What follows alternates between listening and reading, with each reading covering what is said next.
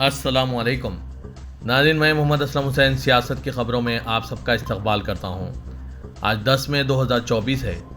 Islamic तारीख़ के हिसाब से आज यकुम ज़ीक़त 1445 हिजरी है। पेश है आज की कुछ अहम खबरें।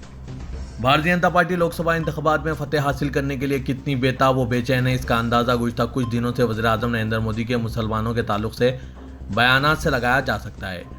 लेकिन जीत हासिल करने के लिए वो हर जायज़ व नाजायज़ हरबा भी अपनाएगी, इसका अंदाज़ा फिलहाल नहीं था, क्योंकि बीजेपी को यकीन है कि मुसलमानों को कोसने से इसे वोट मिलेंगे। इसलिए ऐन इंतखाबी मौसम में जब चौथे मरहले की इंतखाबी मुहिम उरूज पर है, वज़ीर-ए-आज़म की इख्तिसादी मुशावरती कौंसिल का एक रिसर्च पेपर मंजर-ए-आम पर लाया गया है, जिसमें यह दावा किया गया है कि मुल्क में मुसलमानों की आबादी में 43% इजाफा हुआ है, जबकि हिंदुओं की आबादी 7% कम हो गई है।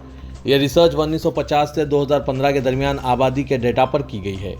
इस मुतनाज़ा पेपर में कहा गया है कि पारसियों और जैन के अलावा मुल्क की तमाम अक़लियतों की आबादी में इजाफा हुआ है और इनमें सबसे ज़्यादा इजाफा मुसलमानों की आबादी में हुआ है।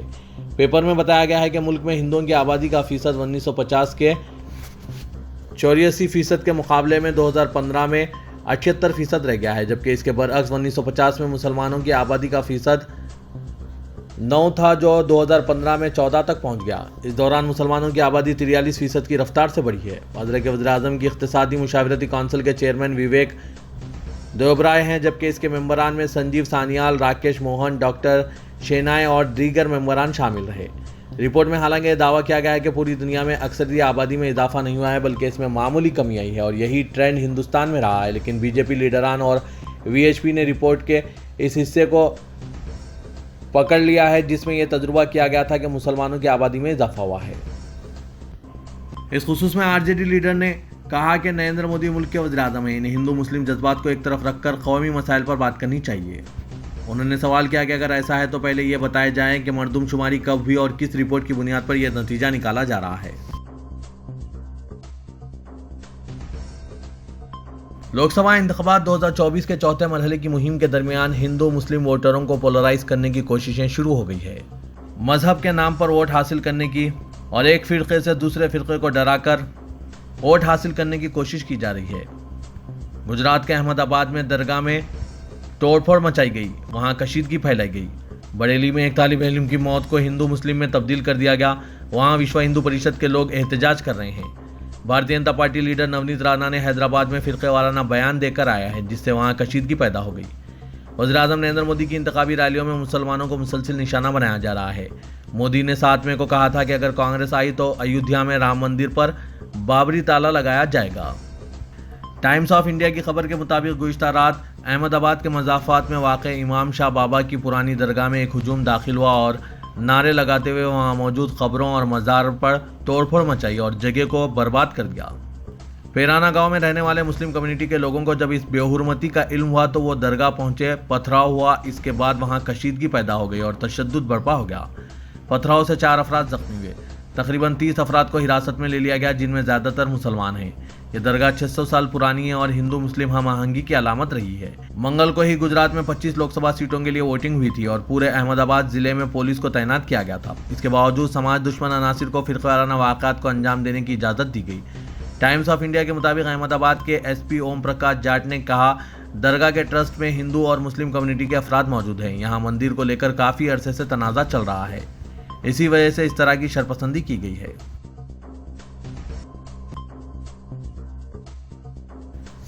रियासत हरियाणा के बीजेपी तर्जुमान और करनी सेना के सदर सूरजपाल अम्मू ने यह इल्ज़ाम लगाते हुए पार्टी से इस्तीफा दे दिया कि बीजेपी ने एक ऐसी शख्स को लोकसभा उम्मीदवार का टिकट दिया जिसने कश्तरिया बरादरी की तौहीन की। वो बज़ाहिर मरकजी वजीर पुरुषोत्तम रूपाला का हवाला दे रहे थे, जिन्हें बीजेपी ने गुजरात के राजकोट लोकसभा हल्के से मैदान में उतारा। बीजेपी के सदर जेपी नड्डा को अपने इस्तीफे का खत में अम्मू ने यह भी इल्ज़ाम लगाया कि पार्टी ने राजपूत लीडरों को किनारा कर दिया है। 2014 से भारतीय जनता पार्टी में बीजेपी में क़यादत के ओहदे पर कश्तरिया बरादरी की नुमाइंदगी भी मुसलसिल कम होती जा रही है, यहाँ तक कि बरादरी के बड़े लीडरों को पार्टी से दूर किया गया है।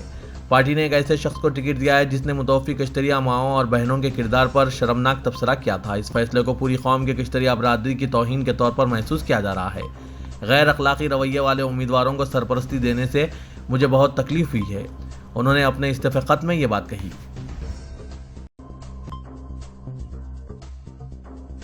साबिक मरकजी वजीर और मध्य प्रदेश के रतलाम से कांग्रेस के लोकसभा उम्मीदवार कांतिलाल भूरिया ने यह कहकर एक नया तनाजा खड़ा कर दिया कि 2 बीवियां रखने वालों को 2 लाख रुपए मिलेंगे अगर इनकी पार्टी इख्तिदार में आती है। अगर कांग्रेस इख्तिदार में आती है, जैसा कि हमारे मंशूर में कहा गया है, हर औरत को इसके बैंक अकाउंट में 1 लाख रुपए मिलेंगे। हर घर की ख्वातीन को 1-1 लाख रुपए मिलेंगे। जिनकी 2 बीवियां हैं इन्हें 2 लाख रुपए मिलेंगे। भूरिया ने रतलाम में एक इंतखाबी रैली से खिताब करते हुए ये बात कही, जिस पर भारतीय जनता पार्टी ने तनकीद करना शुरू कर दिया है और कहा कि लोगों को 2 बीवियों के लिए उचकाला जा रहा है। इलाहाबाद हाईकोर्ट ने एक अहम फैसला सुनाते हुए कहा है कि कोई मुसलमान शख्स लिव इन रिलेशनशिप में नहीं रह सकता, खास तौर पर जब वो शख्स पहले से शादीशुदा हो और इसकी बीवी मौजूद हो। अदालत ने कहा कि इस्लाम ऐसे रिश्तों की इजाज़त नहीं देता।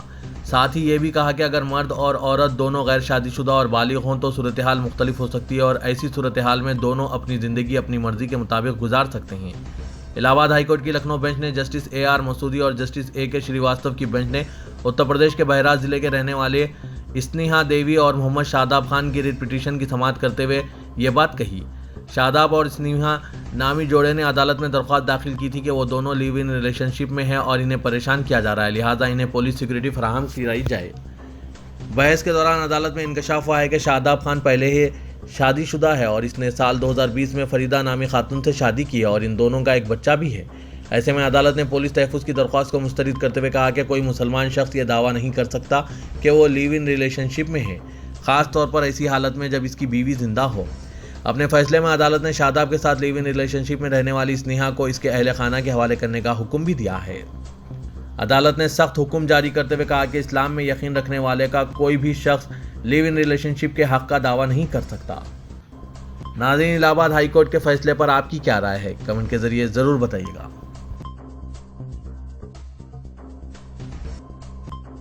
आम इंतखाबात के 3 मराहिल के बाद सभी पार्टियां अपनी अपनी जीत का दावा कर रही हैं। इस हवाले से साबिक रुकन पार्लियामेंट मोहम्मद अदीब का कहना है कि मैंने उत्तर प्रदेश के अपने दौरे में ये मुशाहिदा किया कि वहां के 80 सीटों पर मुकाबला काफ़ी सख्त है।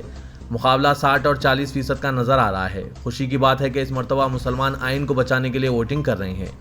इस मरतबा मुसलमान उम्मीदवार नहीं बल्कि आइन व जमहूरियत को बचाने के लिए वोट कर रहे हैं और ये साबित हो जाएगा कि मुसलमानों ने एक मरतबा फिर आइन व जमहूरियत का तहफ़्फ़ुज़ किया है। सीनियर लीडर व गाजीपुर मंडी के चेयरमैन मेहरबान कुरैशी ने कहा है कि तमाम सेकुलर जमातों के लिए ये सुनहरा मौका है क्योंकि अपोजिशन की तमाम बड़ी पार्टियां एक साथ हैं। उन्होंने कहा कि दिल्ली में इंडिया इत्तेहाद को भी दूसरी जमातों की तरह इंतखाबी तशमीर में तेज़ी लानी चाहिए। साथ ही हमारी जिम्मेदारी है कि 25 मई को बड़ी तादाद में बूथ पर पहुंचकर अपने हक का इस्तेमाल करें। दिल्ली में अगर आपको लावारिस जानवरों को बड़ी तादाद में देखना चाहते हैं तो गौशाला जाने की ज़रूरत नहीं है। इसके लिए जनकपुरी से द्वारका जाने वाली सड़क पर देखें, क्योंकि यहाँ हमेशा लावारिस जानवर कभी सड़क और कभी डिवाइडर पर नज़र आते हैं, जिसकी वजह से हर वक्त तेज़ रफ्तार गाड़ियों के जानवरों से टकराने का खदशा रहता है, जिसकी वजह से जानवर और ड्राइवर दोनों के साथ हादसा होने का खदशा है। लोग सड़क के बीचों बीच डिवाइडर पर जानवरों के लिए खाना भी डाल देते हैं, जिसकी वजह से ये जानवर यहाँ जमा हो जाते हैं और गंदगी भी फैलते रहती है। MCD के ओहदेदार इससे लाइल्म हैं। जनकपुरी से द्वारका तक सड़क हो या फिर उत्तम नगर से पंखा रोड तक, इन सड़कों पर सुबह से शाम तक गाड़ियों का दबाव ज़्यादा रहता है। इसके अलावा DTC की बसें भी दिन भर यहाँ से गुजरती रहती है। ऐसे में कई बेसहारा जानवर सड़क पर बैठते और खड़े रहते हैं। इसके अलावा डिवाइडर पर भी जानवर इसी हालत में रहते हैं, क्योंकि कई मुकामात पर लोग इन्हें बासी खाना भी खिलाते हैं। खुराक की वजह से जानवर सुबह से ही इन सड़कों पर घूमते रहते हैं। लोगों ने डिवाइडर को जानवरों के खाने की जगह बना दिया है, जिसकी वजह से वहाँ बहुत ज़्यादा गंदगी फैल रही है। ऐसे में पैदल सफ़र करने वाले लोगों के लिए वहाँ से निकलना मुश्किल हो जा रहा है, जब कुछ जानवर ऐसे भी हैं जो राहगीरों पर हमला भी करते हैं, जिसकी वजह से लोग इनके पास से गुजरने से डर रहे हैं। विश्व हिंदू परिषद ने एक इश्तियाल अंगेज बयान देते हुए मुसलमानों को निशाना बनाया है।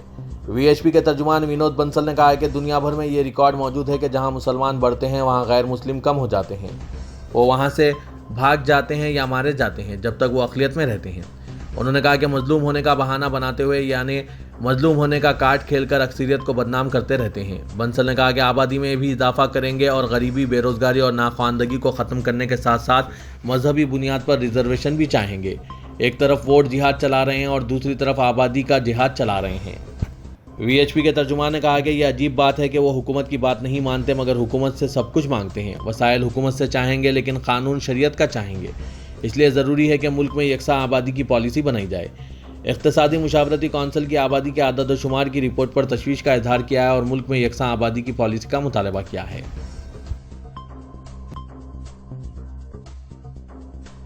उत्तर प्रदेश के आगरा में जामा मस्जिद के बाद अब फतेहपुरी सिकरी की दरगाह को कामिका देवी का मंदिर होने का दावा किया जा रहा है। एडवोकेट अजय प्रताप सिंह ने आगरा की अदालत में एक मुकदमा दायर किया है। इनका बुनियादी मुतालबा है कि शेख सलीम चिश्ती की दरगाह को कामलिका माता का मंदिर करार दिया जाए। इससे कबल एडवोकेट अजय प्रताप की जानिब से जामा मस्जिद की सीढ़ियों के नीचे दफन लॉर्ड कृष्ण की मूर्ति के हवाले से एक मुकदमा भी दायर किया जा चुका है। इस केस की समाअत जारी है। सिविल कोर्ट सीनियर डिवीजन में फतेहपुरी सिकरी में वाक़ हज़रत सलीम चिश्ती रहमतुल्लाह अलैह की दरगाह को कामिका माता का मंदिर और जामा मस्जिद को कामिका माता मंदिर कॉम्प्लेक्स करार देते हुए एक नया दावा दायर किया गया है। यह नया दावा एडवोकेट अजय प्रताप सिंह ने दायर किया है।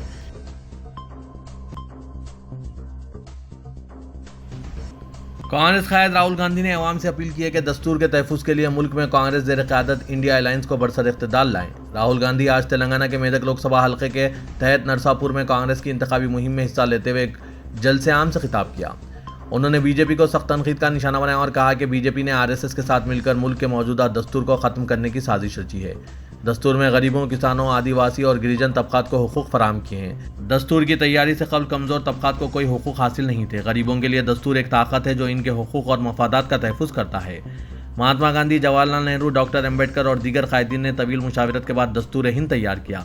बीजेपी कायदीन दस्तूर में तब्दीली का खुलेआम ऐलान कर रहे हैं। गांधी ने कहा कि लोकसभा चुनाव दरअसल दो नजरियात के दरमियान लड़ाई की तरह है। एक तरफ राहुल गांधी, सोनिया गांधी, मल्लिकार्जुन खड़गे और रेवंत रेड्डी है जो दस्तूर में तब्दीली के खिलाफ हैं। दूसरी तरफ नरेंद्र मोदी और आरएसएस कायदीन दस्तूर में तब्दीली चाहते हैं। उन्होंने कहा कि मरकज में इंडिया इत्तेहाद हुकूमत की तश्कील लाती है तो 15 अगस्त तक 30 लाख जायदादों पर तकर्रुरात अमल में लाए जाएंगे और बेरोजगारी को खत्म करने का यह पहला कदम होगा।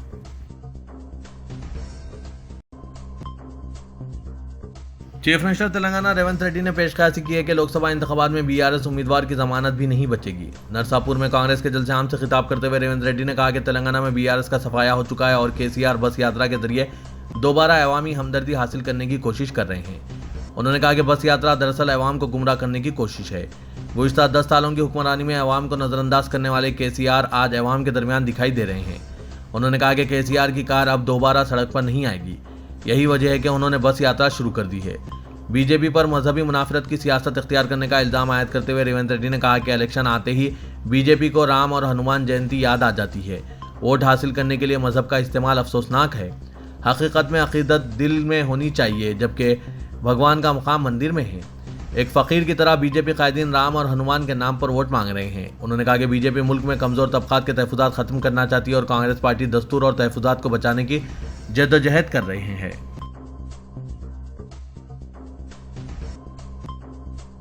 तेलंगाना में बीजेपी जिन 10 लोकसभा नशिस्तों पर कामयाबी के निशाने के साथ आगे बढ़ रही है, इनमें सिकंदराबाद नशिस्त अहमियत की हामिल है।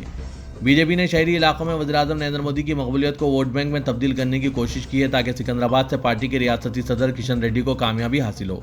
सिकंदराबाद लोकसभा नशिस्त में मुस्लिम राय दहिंदे फैसलाकुन मौक़िफ़ रखते हैं और 4 असेंबली हल्क़ेजात ऐसे हैं जहाँ मुसलमानों की मुत्तहिदा और एकतरफ़ा रायदही फ़िरक़ा परस्त ताकतों को रोकने में अहम रोल अदा कर सकती है। नामपल्ली, जुबली हिल्स, अंबरपेट और मुशीराबाद असेंबली हल्क़ेजात में मुस्लिम और सेकुलर राय दहिंदों पर सियासी पार्टियों की तवज्जो मरकूज़ है।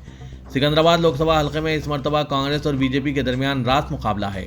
यूं तो बीआरएस भी इंतखाबी मैदान में है, लेकिन शहर के बेशतर असेंबली हल्क़ेजात में नुमाइंदगी के बावजूद लोकसभा चुनाव के रुझानात मुख्तलिफ दिखाई दे रहे हैं। मुल्क भर में बीजेपी की नफरत की सियासत से अवाम आजिज आ चुके हैं। तेलंगाना में कभी भी बीजेपी का मौक़िफ़ मुस्तहकम नहीं रहा, लेकिन ग्रेटर हैदराबाद में कांग्रेस के मौक़िफ़ में कमज़ोरी का बीजेपी ने भरपूर फ़ायदा उठाया।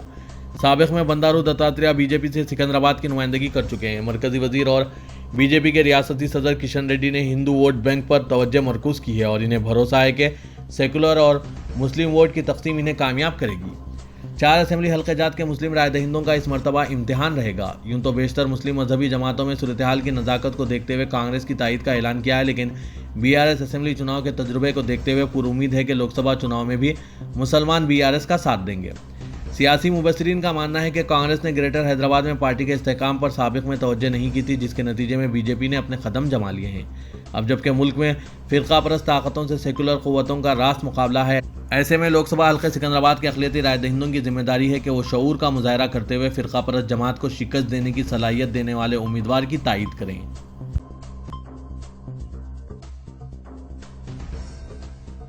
जनरल सेक्रेटरी प्रदेश कांग्रेस कमेटी और नामपल्ली असेंबली हल्के के इंचार्ज मोहम्मद फिरोज खान ने कहा कि लोकसभा हल्का सिकंदराबाद में अक़लियतों और सेकुलर राय दहिंदों ने कांग्रेस की तायीद का फैसला कर लिया और कांग्रेस उम्मीदवार की इंतखाबी मुहिम में गैर मामूली जोश व खरोश देखा जा रहा है। फिरोज खान ने सिकंदराबाद के इंचार्ज वजीर कोमट रेड्डी वेंकट रेड्डी और उम्मीदवार डी नागेंद्र के हमरा मुख्तलिफ हल्कों में पदयात्रा के जरिए राय दहिंदों से मुलाकात की। फिरोज खान ने कहा कि मुल्क भर में बीजेपी फिरक़ेवाराना एजेंडे के जरिए मजहब के नाम पर समाज को तकसीम करना चाहती है। उन्होंने कहा कि वज़ीर-ए-आज़म नरेंद्र मोदी और मरकजी वज़ीर दाखिला अमित शाह मुल्क में फिरक़ेवाराना कशीदगी पैदा करते हुए मुसलमानों को रायदही से दूर रखने की साजिश कर रहे हैं। मुस्लिम तहफ़्फ़ुज़ात की मुखालिफत और हिंदुओं से मंगलसूत्र छीनकर मुसलमानों में तकसीम करने जैसे इल्ज़ामात के जरिए बीजेपी क़यादत मुसलमानों को खौफज़दा करना चाहती है। उन्होंने कहा कि अगर मुल्क के मुसलमान एक सेकुलर राय दहिंदा मुत्तहिदा तौर पर कांग्रेस के हक़ में वोट दें तो मरकज़ में इंडिया अलायंस हुकूमत की तश्कील यकीनी हो जाएगी।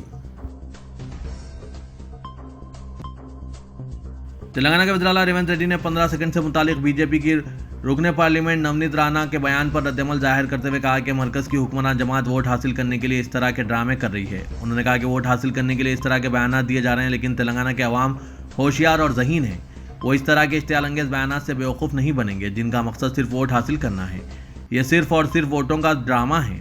वो बीजेपी के लीडरों से ये कहना चाहते हैं कि इस तरह के ड्रामे बंद कर दें। सदर मजलिस असदुद्दीन ओवैसी और कांग्रेस के हक़ में जाने वाले हर वोट के पाकिस्तान को वोट देने के मुतरादिफ होने से मुतालिक नवनीत राणा के रिमार्क्स पर रेवंत रेड्डी ने कहा कि मुल्क के तमाम मुसलमान हकीकी हुब्बुल वतन हैं। इस तरह के बयानात कैसे दिए जा सकते हैं? इस तरह की ज़बान और निचले रिमार्क्स मुल्क के लिए बेहतर नहीं है। रेवंत रेड्डी ने कहा कि हमारे तमाम मुस्लिम भाई बहन फ़ख्रिया तौर पर हिंदुस्तानी और सच्चे हुब्बुल वतन हैं। हिंदू और मुसलमानों के नाम पर सियासत करना दुरुस्त नहीं है।